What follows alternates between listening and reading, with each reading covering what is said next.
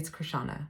First, we're going to ramble a little bit, and then we're going to announce something really exciting. So hopefully you stay till the end, and then you can hear about what's going on, okay?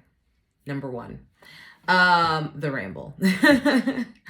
So a long time ago, I started working with various types of we'll call them archetypes for lack of a better word.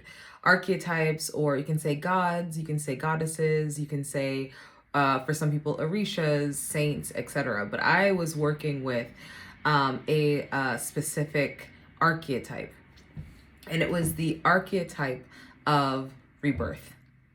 Okay. And through working with this archetype of rebirth, all kinds of things within my life started to go topsy-turvy. If anyone has worked with someone like maybe Kali Ma or Kali, you kind of know what I'm talking about. Everything seems to go topsy-turvy, and you're like, what the heck is going on? And you really are, sometimes it can leave you in these states of feeling like heartbroken, or, things can just like be removed out of your life that you used for comfort. And you're like, why is this happening? And the thing that you might have even healed from previous, you might find yourself going back into old patterns. Why am I talking about this? Because when you start doing this sort of spiritual work, when you start working on yourself, what's happening in that moment is all the fake shit is starting to move out. All the illusory, non-permanent shit is starting to move out. All the things that are not aligned to who you are as you are ascending spiritually, as you are elevating spiritually, start to fall away. And oftentimes those can come in the form of certain comforts that weren't everything, but they were okay for now. The okay for now stuff. Think about it as if you were a child developing. And as you're a child developing, you get used to sucking on a pacifier. And so after a while, you're sucking on a pacifier that is, it's comforting. It kind of gets whatever need that happens when you're sucking on a pacifier out. I've never had children before, so I don't exactly know what the pacifier does, but I know that you do this thing, I guess, when you're teething and stuff like that. But, so you suck on this pacifier, and at some point, even though that's a comfortable thing, for you to grow and develop and then not have developmental issues later, the pacifier has to be taken away. I guess it's part of like the when babies like crave the nipple, I guess it's to kind of simulate that. But anyway, long story short, that gets taken away from you, and then you're on, and at the same time you're on the bottle, and eventually the bottle has to turn into real food. Okay. And so let's just think of it as, when these things are being removed from you, the bottle that you were on, because that's all you could handle at that moment, gets taken away. And now you have to learn to eat real food, because your teeth have developed at that point, and you can chew and all this other stuff. So now you can actually, have real food. That's kind of the spiritual concept of when certain things in our life, although they're comforting and maybe not even there's nothing necessarily bad about them, but those comforts get taken away and get replaced with the thing that is more aligned with who we are now, not who we were before while we were developing. And so that's one ramble. Second ramble. So oftentimes I see, especially in the manifestation world, you see a lot of people, especially if you listen to things like Abraham Hicks and things like that, there's this talk about you create your own reality, you create your own reality. And when you're kind of in the muck and mire of things and someone's telling you create your own reality, you're like, oh, really? I created this shit? Then me and myself need to have a talk. And this kind of piggybacks to my last point. What is essentially being said in this, or a more practical way? I would say a more practical way of applying this is, there are certain things in our life that we have just tolerated, that we've just accepted. I've done it. I've done it. I've done it. I've done it. Certain ways of which we're living, that we've just tolerated, certain patterns of behavior that we've just tolerated.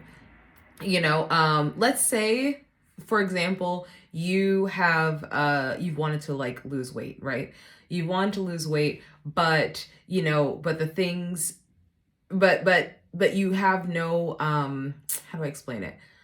But you have no energy or drive to do the things that require for you to like, to like maybe balance your hormones, or or maybe you have some sort of like allergy to certain foods, and you keep eating those things, or and it's not, we're not talking about just exercise. We're literally talking about like there are certain things for a lot of people that are happening, that it's like, okay, so we're not using these things to balance. Or when we feel stressed out in life, and our ways of coping is maybe drinking or eating too much and things like that. And creating your own reality does not happen in an instant. So what happens is we make a few little moves towards the things that we desire, and then those things don't work out, and all of a sudden we just throw our hands up and then we're done.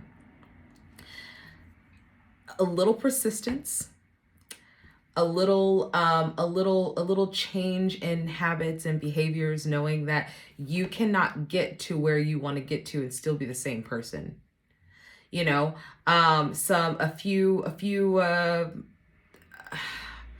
few changes that may feel, again, with that whole comfort thing, that thing that you used for comfort, it's all like really looking at those things that you've used for comfort that may have not been everything, but they were okay for that moment. And saying like, is this what I'm going to keep accepting, either for myself or from other people? I know that a lot of us have been in cycles where we have just, especially with other people, we've kind of just like accepted I've done this. That's why I'm saying it, by the way. Where we've actually just kind of accepted how things were presented to us. I have a specific situation where I was, involved with someone, and they had a specific set of requirements, in regards to how they were going to treat me, and what we're going to do, and things like that. And I was just kind of at the moment accepting of that, because I thought to myself, I was like, well, this is what I have for now, right? And here's the thing. There's this quote in the Bible that says, never, something like don't, I'm trying to think of the phrase. It's like, don't mock the days of small beginnings. I forgot exactly how it goes, but don't mock the days of small beginnings. Basically, those things were in that moment important. And why were they important? Because they were helping you to further develop yourself. They were helping you to be able to see the things that you did not see about yourself. They were also helping you to heal the things that you weren't able to heal just by yourself. If you can see it that way, of course, but those were what those things were doing. And so it's like, you don't have to necessarily like shame yourself or like get all like bent out of shape because because you couldn't see it at that moment. But now that you do see it, you have a responsibility to be able to move forward and create a better outcome, or create a better reality. Because the things that you heal within yourself, you also heal within your family and generational line. And the only ways to heal those things is to stop perpetuating ancestral or generational patterns. You have to stop.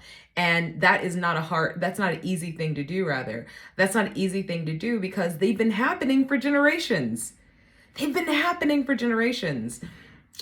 of the patterns, I'll be very honest, one of the patterns I've had, in my family or ancestral line was these women in my maternal line who would, have these sort of partners who were there and not there. My grandmother having, people who were, boyfriends and like long-term lovers, but they were never more, same thing has happened, with my mother, and, and the same things have happened at various times in my own life. And the only way that I have been able to break that is to really, really stand my ground and say, thou shalt not pass. Not here. Not here you won't. So there is this sort of element, like I said, of really kind of taking the reins in your own life and getting very real. It is hurtful to realize that you have created your own reality. It's hurtful, and you need to take time to grieve that part of yourself that was stuck in those old patterns, that were stuck in those old belief systems, but still love yourself.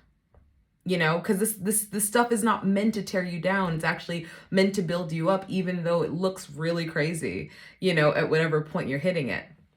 So, with that being said, if you've made it to the end of this video, I am very, very excited for you. So I have been trying to figure out what the name of this thing that I do. Let me explain the thing. The thing is that I believe in everybody's divine sovereignty and everybody's divine self. I believe that aligning your divine self with your reality, with the reality rather that you're creating, is basically bringing more creatures into this world who actually know who they are.